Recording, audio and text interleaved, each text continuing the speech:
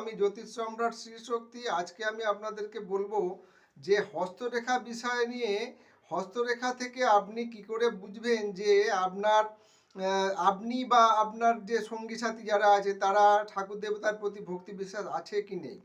এইখানে দেখুন যে এই যে হৃদয় রেখাতে যদি এরকমভাবে আপনার ত্রিশূল সাইন মতন হয়ে যায়, তিনটে বিয়ে বেরিয়ে যদি ত্রিশূল সাইন মতন হয়, এবং সেখানে যদি দেখা যায় যে মিস্টিক ক্রস সাইনও আছে তার হাতে, তাহলে সেই জাতক কিন্তু হয় কালী ভক্ত বা শিব ভক্ত হবে।